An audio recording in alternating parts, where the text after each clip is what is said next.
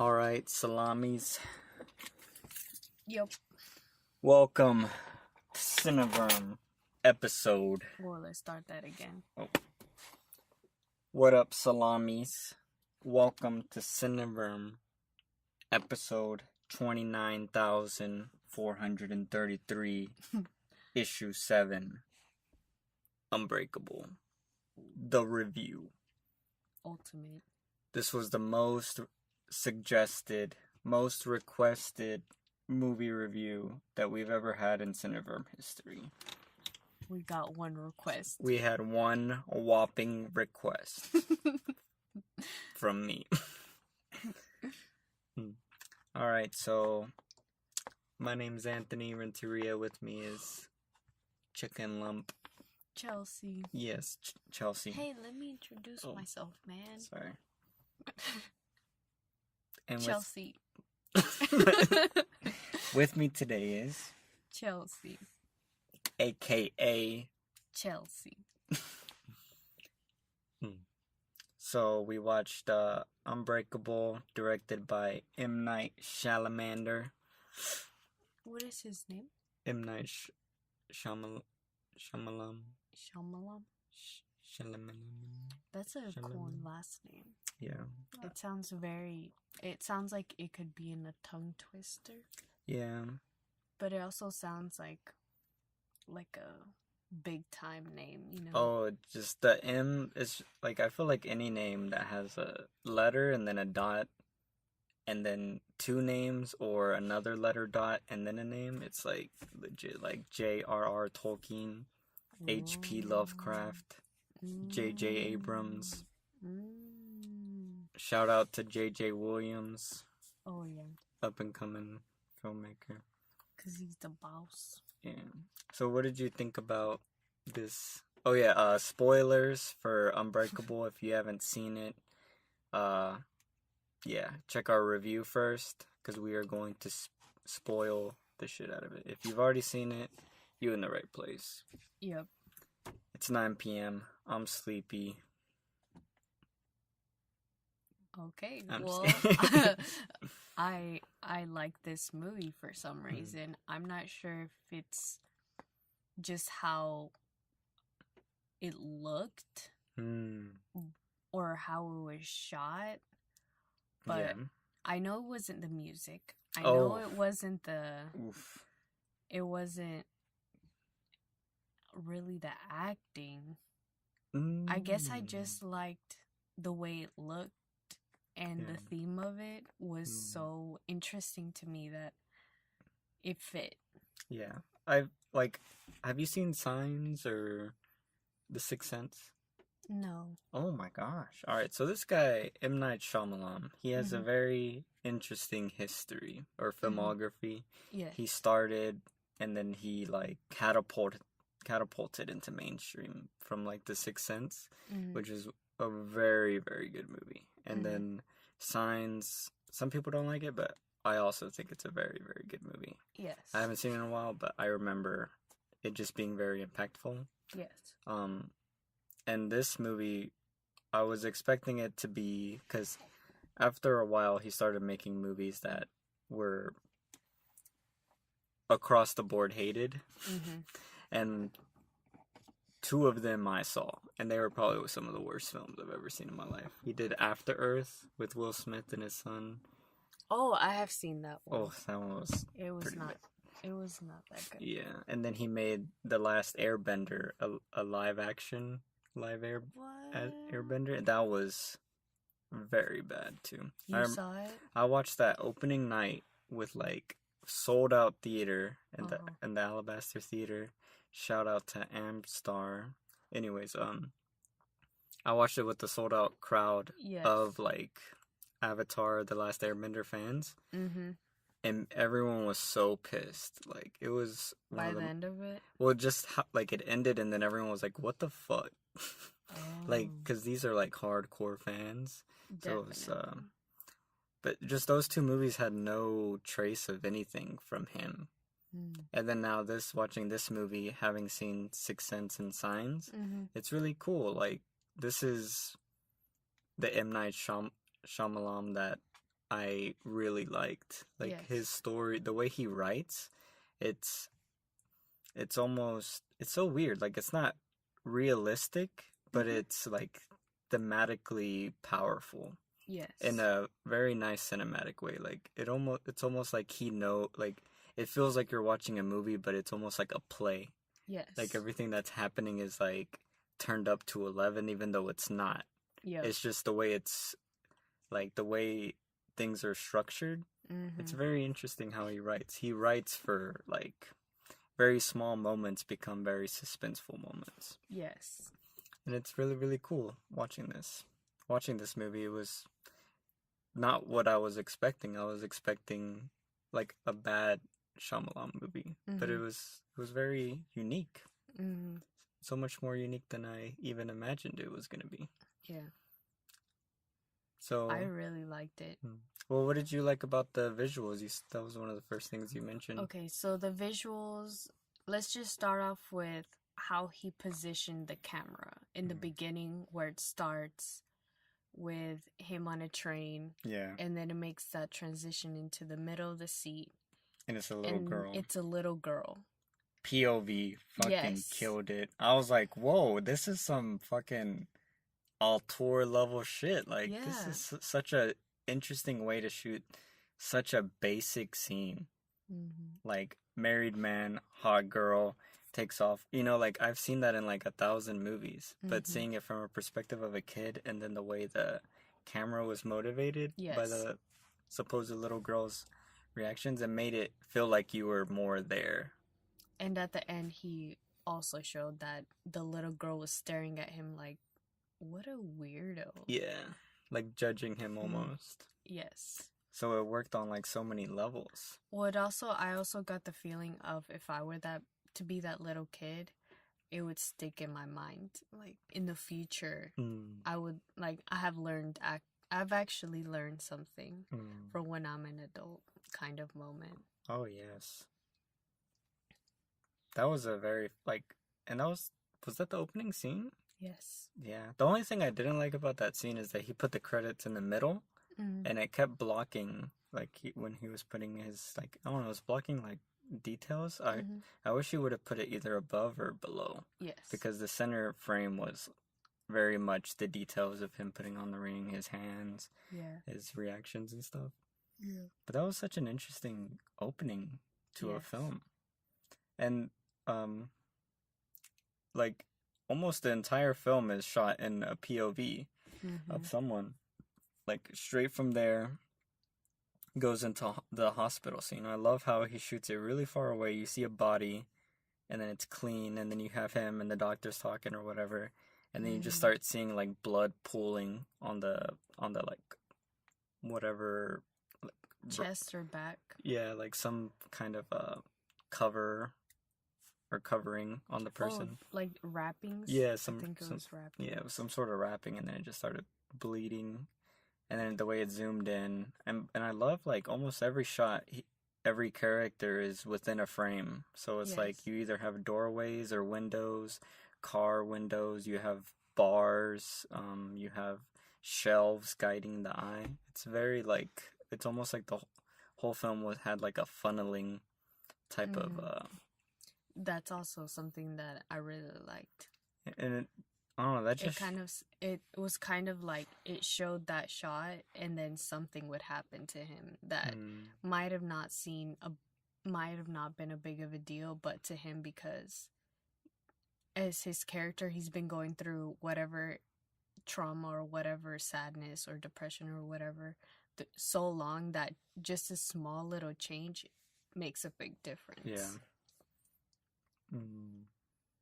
I love the part when he was beginning to accept his powers, his intuition, and he ended up touching people or whatever, and he just kind of lifted his hands a little bit, like, finally, I'm accepting it. And then he sees all this negative stuff that people who he wouldn't even think would have done such terrible things or have done or are currently doing bad things. I love that part.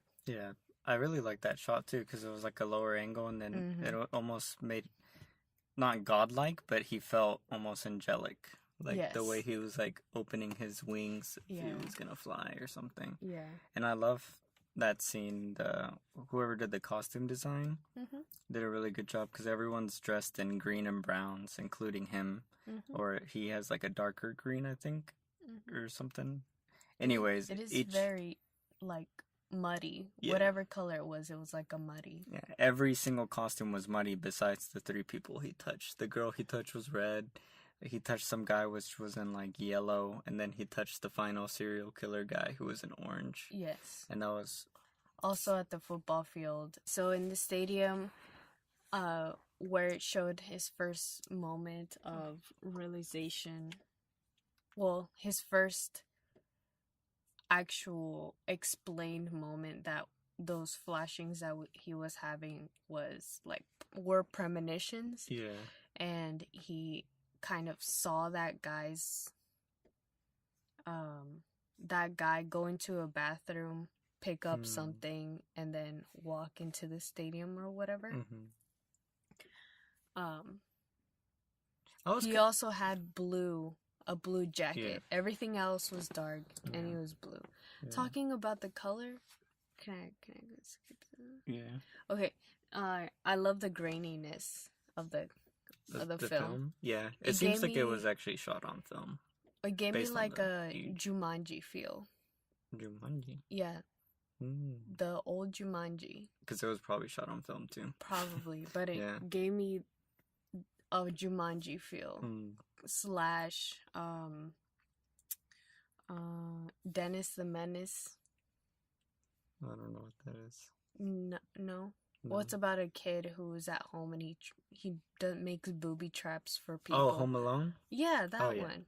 I said his name. You know, Gwanda. What is that? Club Soda? Yeah. Like, no, bro. That was in that one movie. I did not know. But yeah, that guy.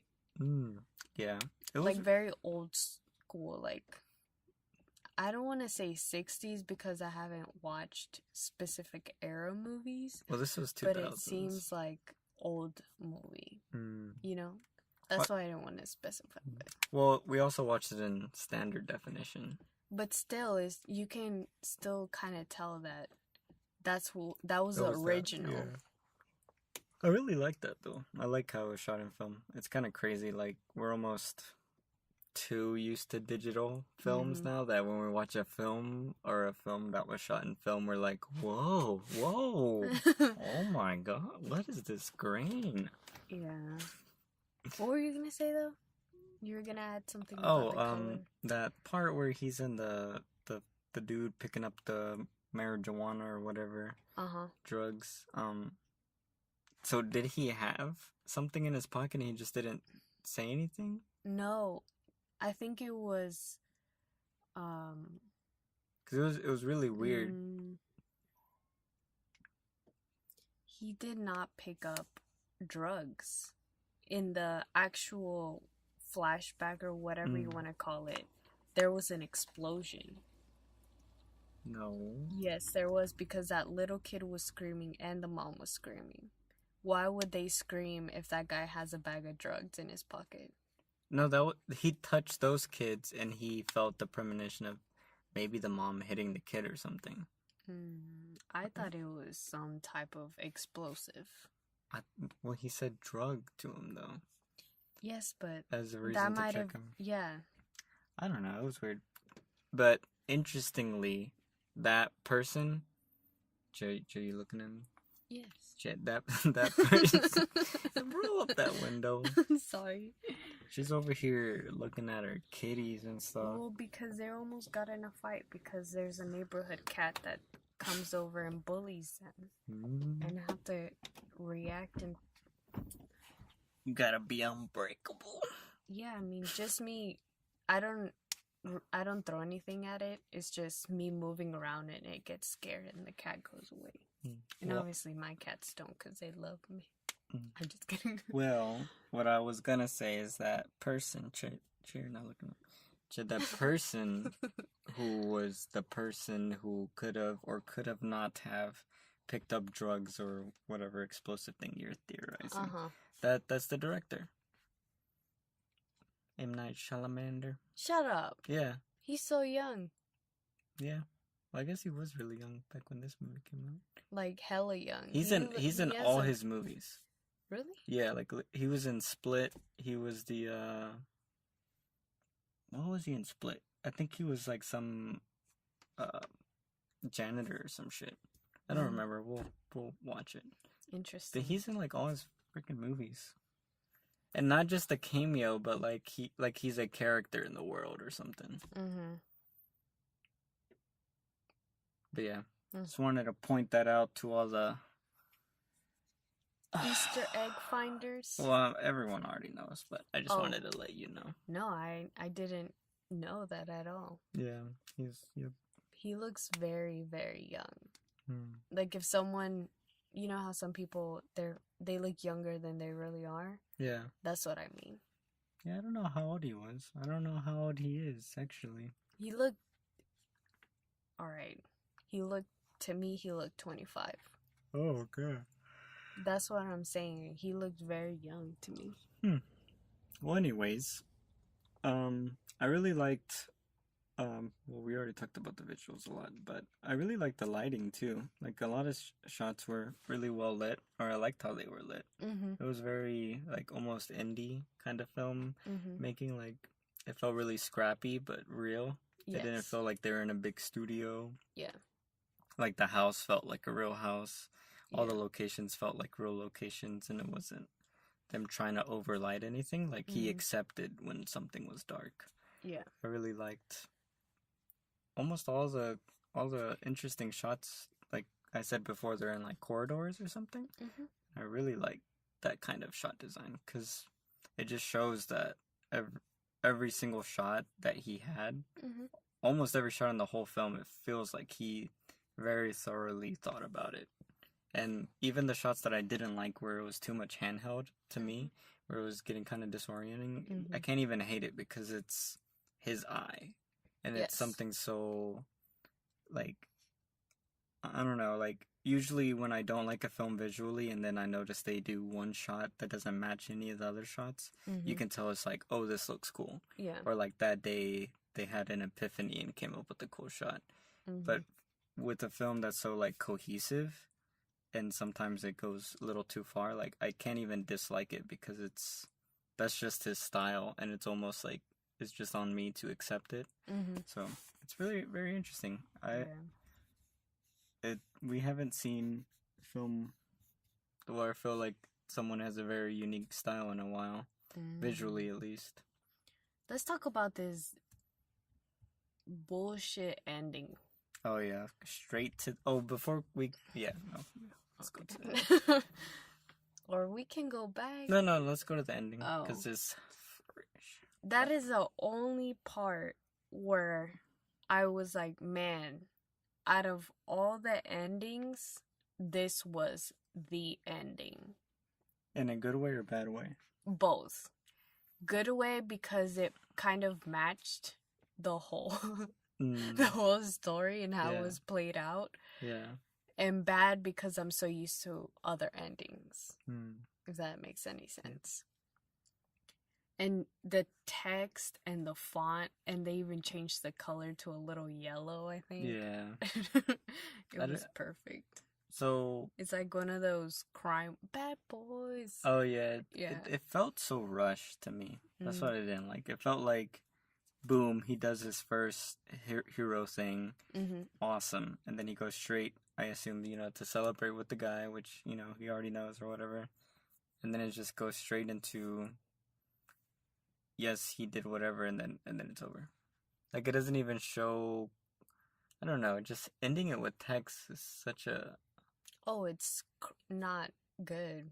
It just felt like, did he run out of money? Did he run out of production? Did he just... He probably, honestly, maybe he felt, I really don't know how to end this, so I'm gonna go this route. It felt like a movie with no... Like, I feel like you could have said, Well, he made the Split movie, right? Yeah. Yeah, maybe he was like, there's gonna be more.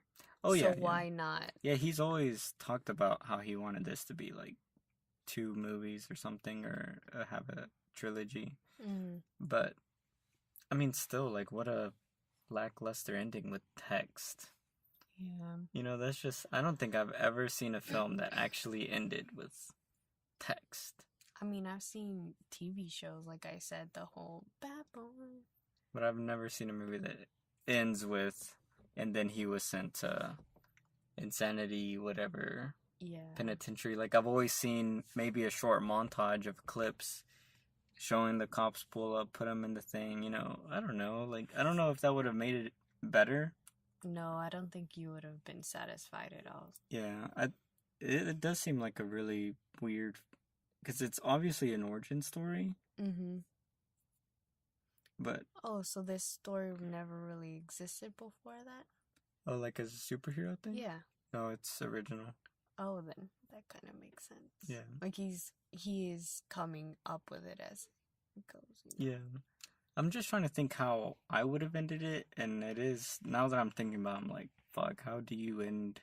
Yeah. When you don't want to kill either of them, and you have planned a trilogy. And you don't want to add too much.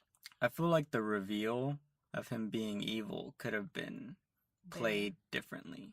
It could have been played in a more drawn out way, maybe in different scenes.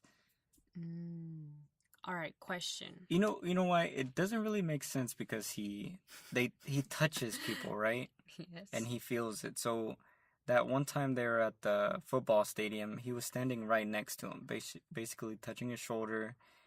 And then I don't know, I'll have to rewatch the movie to see if they ever touch. I don't think so. But I don't think they ever touch. They're either in front of each other but separated by his wheelchair or his cane or some type of inches of air, but I forgot what I was gonna say. But I don't think they ever touched. And maybe because they're both similar, they can block, because he's probably more developed in his powers. He learned how to block himself from other people. Maybe. If that makes any sense. The guy, Mr. Glass? Yeah. Okay. I just figured out how I would end the movie. So freaking obvious. Oh my god. So he orchestrates all this chaos, right, to like find a superhero person. So he's found the superhero person. They have the whole scene where they're like, "Oh yeah, you did awesome."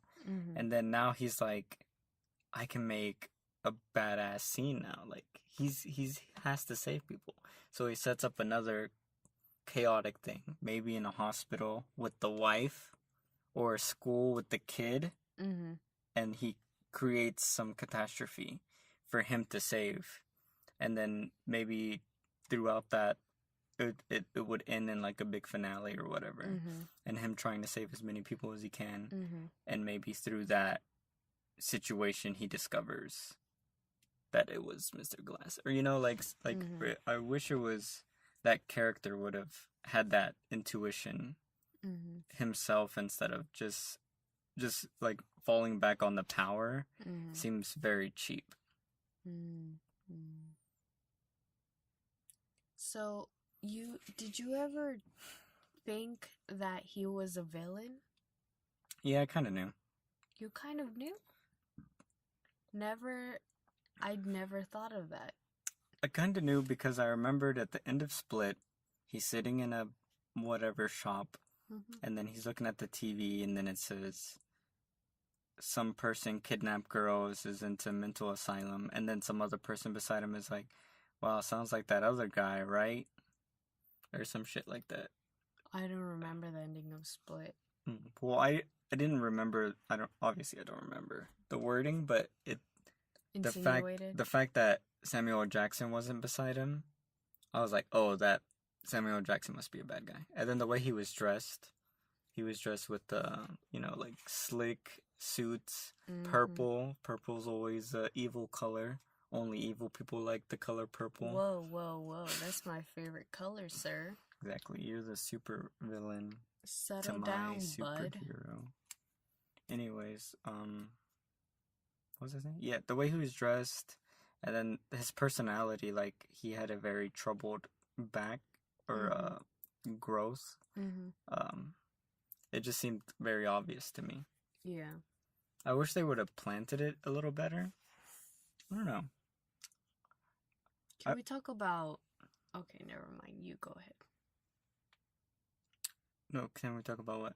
Okay, can we talk about a certain feeling? Okay, I got a certain feeling in the moment where that guy was talking to the drunk girl on the bed, right? Yes. And he said, "You've been drinking too much." And then he was like, "Hey, what's your name?" Or he said, "Hey, what's your name?" first or whatever. The point is that he ended up just getting up, walking, and closing the door.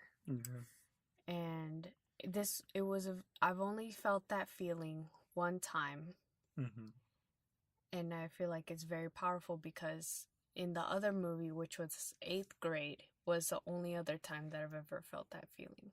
Yeah. Was when she was in the car and the guy was trying to play... spoilers for 8th grade. Oh. Skip forward 10 seconds. He was trying to play a take off your clothes game for some reason. Yeah. And I got the same feeling. I don't know, I just liked how it played out, I guess, to where similar feelings were evoked in me personally, even though he didn't have to do too much. Yeah. Or maybe it's just like a personal thing, because I think fucking rape is disgusting, yes. A fucked up thing all around. Yeah.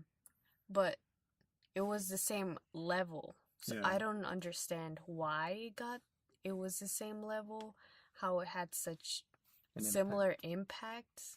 I just had to point that out. Like, it was so similar, it surprised me. That's interesting. For some reason, it reminded me of, I don't know, it felt like a weird, I guess, around this time, early 2000s, late 90s. You know those, like, cigarette commercials? Where, like, don't smoke? Oh, yeah. The old ones, though, where they would show, like, kids. Or no, it would be drinking and driving and show kids, and then they would, like, crash. And then the way it was shot would be very, like, the camera was very far away from the kids. That shot or that scene for some reason gave me the feeling of one of those ads. Just showing something disgusting happening from a very far vantage point. Yeah. Because the camera was, like, really high up. And to the side. And, like, up in a corner of the room. Yeah. It almost felt like you were looking through a peephole. Yeah. So, it was very interestingly shot, and I like how the light was coming in through the door. That's what I'm saying, like, a lot of that seems like a shot that you make on a very low budget, you know, like, how do we make this look interesting? Like, put all our lights in the opposite room, shoot it in. I don't know, very cool design. It was those moments where I realized that I liked that movie. There's so many other moments that I was like, this movie's not worth it. Really? I'm not gonna watch this movie again. But for some reason, it redeemed itself in a very weird way. And I want to say that this is a good movie. What were the parts you didn't like? Okay, so the score was trash. Oh, yeah. All right. The ending was frustrating. Okay. I think it's James Newton Howard. I don't know what it is. I think most people like him. Yes. And I'm pretty sure he's done, like, really big movie level or big name movie scores. I'm actually 100% sure he's done, like, stupid big shit. But every time, so far, all the movies I've heard where he does the score, so far that I can remember, I hate them. Like, they're so, like, I don't know, like, it sounds generic and just, like, awful. Like, just a very bad orchestra. Like, the flourishes and the sounds and the patterns that he uses just sound, like, so expected every time. Like, you know, like, the scene where he's picking up his wife, or picking his wife up the stairs, and it's like, but it's like, this just seems like temp music. I don't know. Maybe I didn't hear it at that moment. Well, it's like every scene though. Like there was not a single scene that I felt the music, at least to me, bettered the scene. It just felt so. I don't know if it's because maybe he set the standard at this time because it's an older film that maybe he created the cliche and everyone copied him and ruined it for him and me. But I just don't like him, especially when you have like Michael Giacchino or Giacchino, however you pronounce his last name. That's another cool last name. He is he works an orchestra like no other. Like, think about Up. Think about Ratatouille. Yes. Even Incredibles, both of them had great scores. I love Ratatouille. It just has he makes an orchestra feel like that world. Where this just I feel like you could take any song from this film and put it on any other drama movie and it'd be the same, you know? Like I don't know, I felt like it would be a little more colorful at least. Or at least representative of the moods of the film. Well, the film was not colorful. Well, exactly. So maybe it should have been more bleak. But it I don't know. Anyways, what was the other thing we were gonna? Well, I was gonna say that I didn't really have a moment to where it stuck out. The music stuck out enough to where it was a problem. I pieced it apart like that. It was just almost at the very end, or maybe 20 minutes before the end, I did notice the music. Yeah. And it was very plain. But aside from that, I feel like the plainness kind of pushed it far into the back of my mind to where it didn't distract me. Yeah. But it wasn't very interesting also. Yeah. So that's why I didn't like it. Yeah. Because I have heard some very beautiful scores and it just pushes you over that edge of whatever the emotion the film wants you to feel. Yeah. And this one didn't do that for me. Yeah. I already said it. Said what I had to say. You were gonna say something else you didn't like, but I stopped you. Oh, what else didn't I like?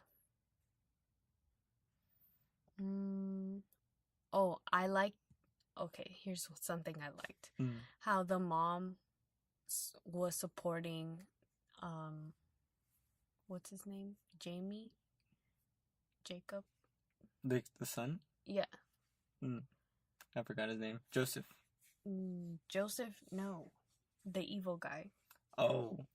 Mr. Glass. Yes, Mr. Glass. So his mother was supporting him to the very end. Yeah. I like the dynamic of her being so motherly and having such a strong idea of him. Like, my son is physically weak, that she is willing to block out obvious information, obvious stuff like big newspapers and posters in his comic book room, like in his gaming lounge. Yeah, like his private studio, and she's still like, he's been through a lot, but he got over it. It's like he could have literally shown her evidence that he did it, which is actually what he did, and she was like, no, you didn't do it. Yeah. You know, I kind of like that dynamic of how someone can enable someone in a way to where they're willing to let them pass with such terrible things. Yeah. That was very interesting. I really liked the whole beginning part with the mother and the son. Yeah. Like also the fact that he did not have a father figure. Yeah. And I like how it wasn't that wasn't a big deal. Like it just fine. Happened. Yeah. I really like that shot where it introduces them and it's like a reflection of a TV. Oh no, never mind. I didn't like that. Oh, which one? The TV reflection. Yeah. No, which shot did you like? Oh, when she had him in as a baby and the doctor came in and was like, I have never seen this before. Oh, yeah. And then just that actor's face of shock and just kind of disgusted, like, I wish I hadn't seen this because this is so tragic type of thing. Yeah. And him telling her, like, your son, both legs and arms are broken. Yeah. I love that shot, how it was close to him mostly, and then they used the mirror to kind of show the background. Show how those people were reacting, and also more of the room, which made it feel bigger than what it probably was, like 10 by 10 feet, you know? I really liked that. Yeah, that was a very interesting shot. I imagine they just slapped a mirror in a room, because like if you really think, like, why the fuck do they have a mirror while she's giving birth, you know? Yeah. But it made it feel so big. Yeah. And so perfect. Yeah. Design-wise, it's very, very interesting idea. Mm-hmm. And I love how it just kept panning between the mirror and then the doorway and then the mirror. Yeah. Yeah, that was very interesting. Mm. I also like the one scene where he, oh crap. Just say it again, no? I also like the one scene, well, I'm probably not gonna edit it. I also like the one scene where he's at the park and he gets his first comic book and then, like, the camera's rotating with him. Mm-hmm. Oh, that's something. He kept playing with things being upside down. Like, the kid, while he's watching TV, everything's upside down. Same thing with that comic book scene. So that's very interesting idea, or play on flipping the world upside down. Mm-hmm. So. The part where he was shifting the comic book right side up towards him made me dizzy. Really? Yes, I have terrible motion sickness. And just the twitching of it while the outside was moving and it was centered, it killed me. That's your superpower. Motion sickness. Yeah. That was also something I wanted to talk about, like the weakness, how it was water. Yeah. I like the concept, but just the way it was kind of presented wasn't very sexy, and it made the weakness not as powerful because it wasn't presented in a good way. What do you mean? Like it was presented because the school teacher or whatever? Yeah, like it was like, I don't know, it kind of, the only way, I wish I had better words and better ways to express myself, but the only way that I can explain it is like you get a cracker, right? You get saltine crackers, and then you grab a cracker and it has no salt. That's how that was given to me. The reveal of his weakness. Yes. The reveal and how they played with it. Oh, and the was pool? Like that. Yes. Yeah. That was a very actually, I like how it was set up, the drama of it, because it's like he looked around and you saw everything, and I was like, I like that. And I loved how he drowned in it, because I was like, fuck, imagine drowning, and then imagine drowning with a giant black tarp all around you. And I love how that shot was done. And then I didn't understand when the pole entered the water, like, wait, is the serial killer getting him out? And then he comes out and his 2 kids, and the 2 kids are in the bottom, and I'm like, the serial killer just stopped looking down in between him drowning? Like, that made no sense. Like, maybe there was like a patio, you know? No, like, I know there's 2 separate levels, but I'm just saying, like, the serial killer was like, dead.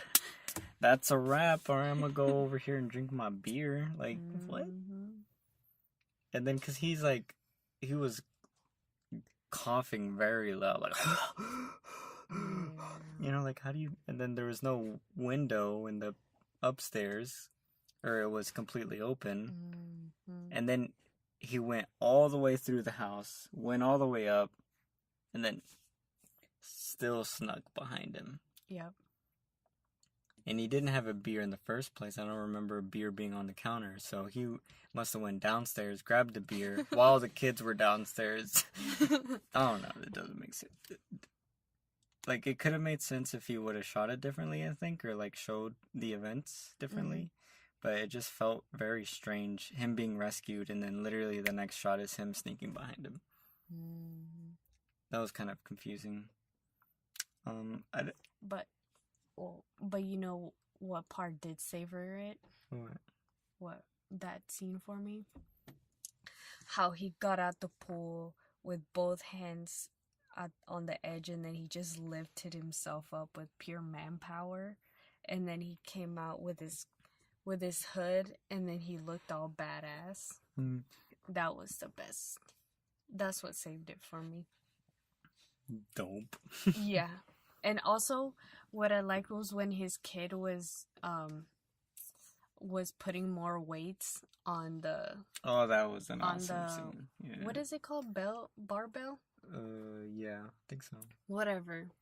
He started with 200, and then he's like, takes them off. And then his kid added like 50 extra pounds. He's like, whoa, you added more? And then they went up to 300 pounds. And it looked... And his face was all red, and you could tell they shot it in a way to where you can't really tell... You can't really see the edges, so someone could be assisting him. Oh, yeah. But at the same time, you see him struggling because his face is all red. That was a very believable performance of someone just pushing their muscles to the limit. Yeah. If I didn't know any better, I would have been like, damn, his shoulder is about to break. Yeah. His wrist, his neck. Yeah. His belly button's gonna pop out. Yeah. Anything. He's gonna shit himself. But he didn't do it, my boy. Yep. I really like how every time it cut back to the kid, he was like in front of him, and then he was all the way back, and then he was in the bathroom. I love that visual like joke. And he was so calm when he spoke to his son and said, if something bad ever happens, what do you do? And the kid's like in the closet. It's like, calm, Mom. Yeah. I love that part. I really liked Bruce Willis' character because he was a very almost shy, collected person, which almost doesn't really make sense with his football personality that he had. But now it does make sense now that I'm thinking about it, because he gave that whole life up, and it's almost like he's had to like shut up now. Like everything is so quiet, and like he's so reserved because he kind of sacrificed all of that. I really like that whole, like, that's something M. Night Shyamalan does in a lot of his good scripts, is he has these like these characters all have some choice that's haunting them in some way. Yes. And he always tries to tie it in with the theme or the idea of the film that's being presented. And there's always, like, in Signs there was a car accident, and it's just, there's always like some sort of trauma out of a choice, however stupid or not stupid it was, and the effects of it long term. And it's really cool seeing that in this film as well. Like that whole relationship, it was cool because they didn't present it at first, and you slowly learned. I like how that information was drawn out, their history and stuff. I was like, oh, why doesn't he like his wife, you know? And I knew, knowing his films, that he was going to show you the information. It was really cool. So why didn't he like his wife? Because he sacrificed sports, something that he obviously loved because he played football. For a long time. Yeah, and he was probably going to be the biggest football star ever. Yeah. He can't get hurt. Yeah. So imagine that. And when they talk about him, they say that he was like the star of the team. So he gave that up for her. And then imagine the toll it takes. Like, you know, at first you're like, yes, I love her and all this stuff. And maybe it was the fear of losing her. It's like, wow, she could have died or something. And maybe that was the thing that inspired that change to where he was like, I just want to spend more time with her. Yes. But then every year that continued on, I feel like it's that weight of that you gave something up for someone and you don't feel like it was worth it, or you're starting to doubt the worth of it, or you're starting to have regret of what if I did do that thing, or like what if I could have made both things work out. So you think that their age, the age of the characters made sense, so it wouldn't have been like 5 years after they got married. Oh no, it was 12 years. Yeah. And it fit perfect, in my opinion. Yeah. Like that stage in your life where you're kind of regretting everything, and then you're coming back and you're just thinking, what could I have done with my life type of thing. Because all he is a security guard. Like, how mundane is that? And you're watching other sports and athletes on a daily basis. Yeah. And it's almost like that. I feel like a lot of people do that. They have a dream job and then they end up doing something that's mundane, but it's so close to their dream that it's like they don't want to give it up, even though they gave it up. You know, like they're still like dying to be close to it, but not actually pursue it. Just be close enough to where they can feel it. Oh, I have an example. What? So, you know how Trent Reznor was a janitor at that music studio? Yeah. Kind of like that. Yeah. He was so close. Yeah. But he was doing damn it. Janitorial work. Yeah. Yeah. I think there's like a more official name for that, but I don't know. It's like maintenance. Yeah. Maintenance. Yeah. But the difference, at least for him, was that he actually snuck into the recording rooms and recorded his album. I think he broke the rules. Yeah. They probably told him, don't touch anything, sir, please. This is expensive equipment. Yeah. But it's pretty cool how he actually made it happen for himself. Oh my god. Yes. But that's a really cool example of how you were talking about that some people are very adamant about being close to where they want to be, but not doing what they want to do. Yeah. At least for me, like, at least seeing a lot of people, or like working with a lot of like independent filmmakers here in Alabama, there's a lot that almost, they seem like they have given up, but they're still willing to work on projects for other people. And not for themselves? Yeah, not for themselves. And there's always that like every lunch break on any film set, everyone's talking about the film that they want to direct. Which is great, but this next year. Yeah, it just feels, I don't know, there's always that, like, at least for me, because I'm a negative thinker, it almost feels hopeless. Like, the constant talk of it, and the constant nothing happening of it, you know? What, isn't there a word called, is that stagnation? Yeah. Stagnant? Being stagnant? Yeah, stagnation, complacency. I think stagnation's a better word, though. Word of the week, stagnation. Yeah. If that's even a word. Stagnant. Yeah. There you go.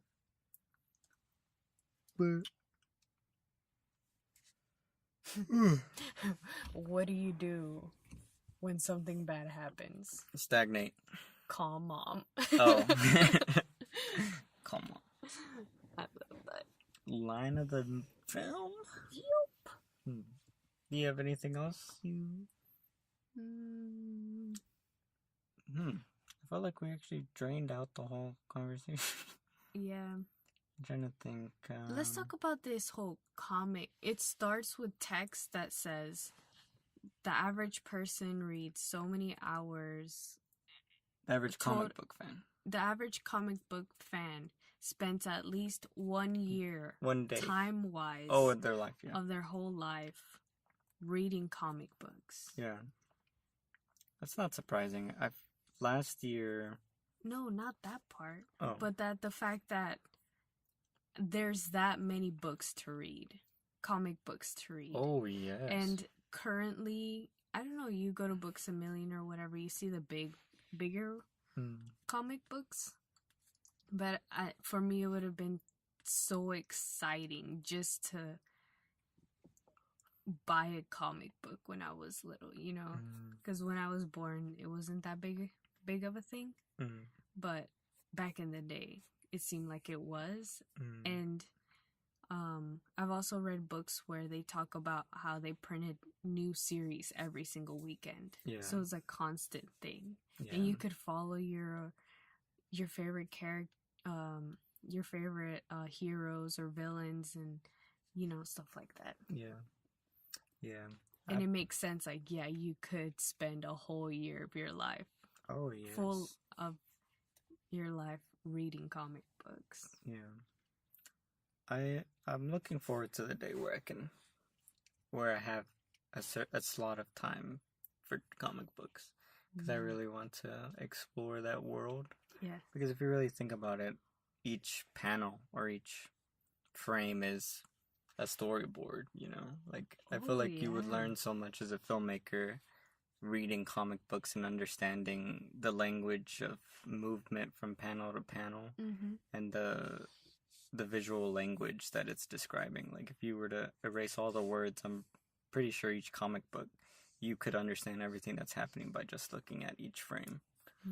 And I feel like that would teach you so much stuff about framing and composition and just visual language. Or how he was explaining that there were certain changes made to the art to make them feel kid-friendly.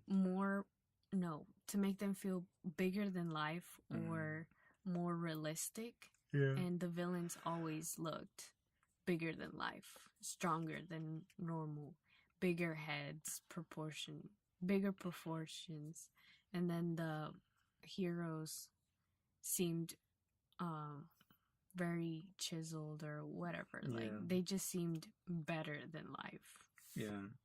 Also, there's the whole, I don't know, just art styles of drawing art styles. I don't know, just noticing the difference, because if you're gonna have to draw 200 panels of one character, how detailed are you gonna make that one character? Yeah. But at the same time, it seems like a lot of artists truly push themselves. Oh, yes. If you look at some of the creations that have been made. You look at some of the mangas nowadays, and they're not very detailed. And I've seen an old Dragon Ball Z comic book, and that mo was crisp. Yeah, well, manga, super crisp. I don't know, I can't really talk too much about mangas, but I just know, looking at a lot of them, it feels very, I don't know, there's just a stagnation visually, it feels like. It seems like, because everyone has accepted this norm as a anime style, especially anime shows. I don't know, a lot of times I don't like watching, or I'm not even curious into watching an anime, because it looks like every other anime. Literally like every other anime. And it's kind of, I don't know, disappointing. But I mean, the same thing could be said about American cartoons as well, so. Who's into this? Depression? No. No, sir. What was it? What were my bros watching? Total Drama Island. What's another one? The Regular Show. Well, that has a Cartoon Network has a nice little variety of styles. Teen Titans. I like Teen Titans. Teen Titans is I love the Teen Titans movie. Did we even make a Cineverm about it? Nope. Damn, we need to make a Teen Titans one. We just have to rewatch it in. Oh, yeah. I would be so down to rewatch that movie. I have never laughed so hard at buns in my life than in the Teen Titans movie. Baby buns? Yeah. Ooh, so ridiculous. But just the fact that it was 2D was really amazing. Yeah. Well, that's pretty much it for this movie. That was Unbreakables. Oh yeah, what would you give it out of 10? Oh, Yeah, I don't know. Shit. No, I think about if I were to recommend this movie, I would have to ask that person what kind of movies they like. No, what kind of movies they hate. Ooh. Do you like endings with text? No? Don't watch this movie. But yeah, and also how they watch movies. And but mostly the question would be, what type of movies do you hate? Yeah. And then it would be a clear answer, like, yeah, don't watch this. It's either gonna be a 2 out of 10, barely salvageable. Yeah. Or for me, I did like this movie, so I wanted to give it a good score. Yeah. So whatever good means, 5 or 6 out of 10, I'll give it that. Maybe I'm delirious and I'm giving it too high of a score, but yeah, I think 5 or 6. Well, 5 is alright. Good. 6? Alright, so I have 5 is like average, mediocre. 6 is alright, so better than average. Why? 7 is good. 8 is great. 9 is amazing. 10 is masterpiece. No, I give it. For me, good is a 6. Okay, so like 6 is good. We should just keep it to like a 5 stars. How many out of 5? You can do 5. Alright, I'm gonna do it out of 5. This is a 3-star movie. 3 out of 5? 3 out of 5 stars. Okay. I think I'd give it a solid... I don't know. It's really hard because it takes me a long time to really determine a rating, but just fresh, hot take. I think I would give it like a 8 out of 10. 8? Yeah, because like pretty high. Yeah, well, I mean, 8 out of 10 is a great movie, and I think it was a great movie. There was way more good than bad. The only stuff I didn't like was the score, and I didn't like the ending, and there was some messiness in it, but I almost liked the messiness. It made it feel like a scrappy movie. So I think it was a great movie. So yeah, 8 out of 10. Oh, I had 6 out of 10 or 3 out of 5. Yeah, you can go with your own rating. 3. I'll say 6 out of 10. 3 nuggets out of 7 nuggets, chopped in half. 2 blueberries out of a fruit bowl with 7 strawberries. What is the score? Dun dun. Illuminati. Illuminati boy. Well, I'm really glad we watched this movie before Glass, because that movie would have made this movie almost worthless. Yes, I agree. And that's why I'm saying, like, that ending almost makes the movie not work if you already know he's the bad guy. Like but if you were to make that more of an involved, active thing, I feel like even knowing he's a bad guy, seeing the results of him, you knowing he's a bad guy, will make it better. I feel like rewatching this movie, I might not like it as much. I think you like it more than you will next time because I'm here. And I said I liked it from the beginning. Wait, what? I think you gave it a higher score because I liked it from. We turned off the TV and then it was like, I like this movie straight off the bat. Yeah. You're like, whoa, really? And you're like, hold on. And then we I don't know, this review seemed kind of fluffing it up a little bit, but yeah. I mean, the things that really push it over the top for me is just the writing. Like I'm saying, I feel like it could have been pushed harder, especially with that whole ending. But the moments I did like were really well written in my eyes. So what would have been the swaying moments that would push it down a couple scores? Well, the ending. So the really ending would have. Okay. Yeah. That was the worst part of the movie. The ending? Yeah. The yellow text? Yes. And the score. And the score. Yeah. And I don't know, it just felt almost underwritten at times as well. I felt like he could have done a lot more, but again, it could have been like budget or production, or I don't know where he was in his career. Mm-hmm. But for what he executed, it was a very interesting superhero movie. Yep. And what was it? I was gonna say the thing that makes it a great movie to me is just the visuals. Like those visuals that I really love seeing very interesting shot designs, and I love when someone sticks. You can tell this guy went into the movie with a set of rules for the film. Mm-hmm. You know, every shot is a POV of someone, and I love how he sticks to it, and that really shows consistency. Yeah, a higher level of filmmaking. Whether or not it turns out good or not, it's still that person pushing himself to prove something, which is very amazing. Yeah, he did set his own boundaries and he stuck between them, and then made something unique out of it because he was restricted in certain ways. Yeah, and it's really inspiring, at least to me. So, 8 out of 10. Good job, Mr. Shyamalan. I'm gonna watch your Glass movie, so shout out, bruh. When is the Glass movie coming out? It came out already. Came out at 7 p.m. today. Oh. So, we're gonna watch it tomorrow, noon. Okay. Yeah. This review might be coming out in a month. I'm just kidding. Might come out in March. What? Yeah. Oh, do you still want to watch Split again, or? Split? Yeah. I mean, should we be talking about this while we're recording? Oh, no. Sorry, so let's end it. Yep. Thanks for listening. This might be the first official review that you're hearing on our podcast.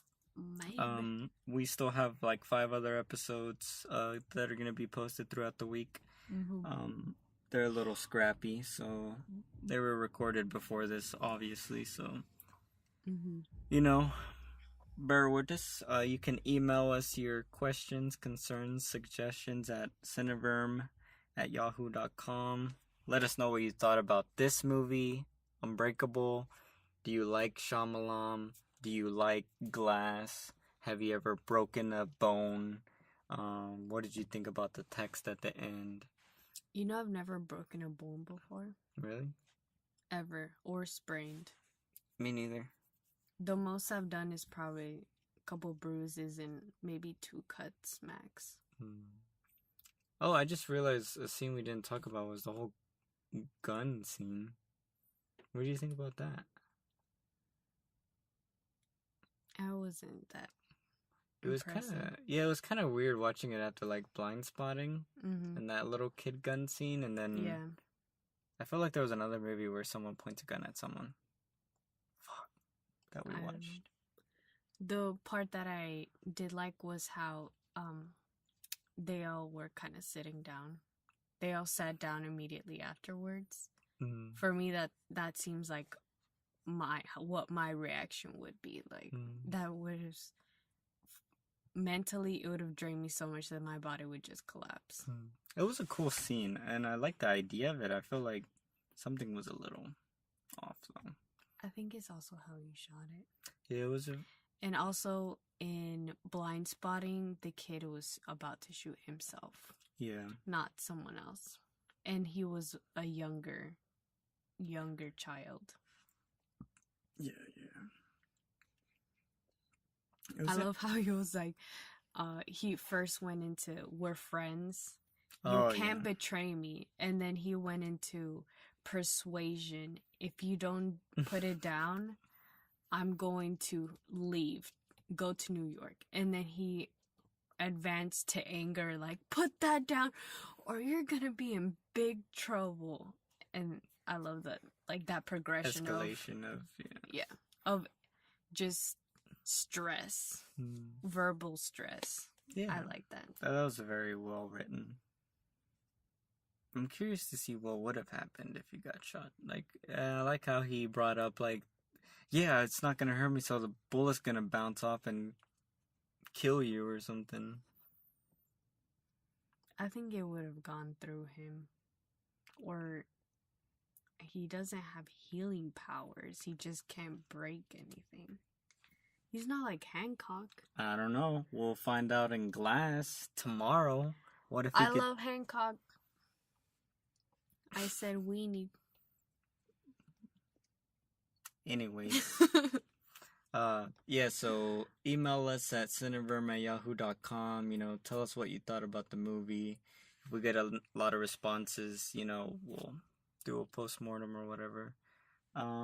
Yeah, follow us on everything, media, social media. I don't have social media, so,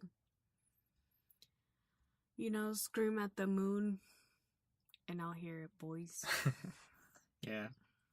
But thanks for listening, and check out our review of Glass soon. Yep. I never know what to say as an ending. We should come up with something.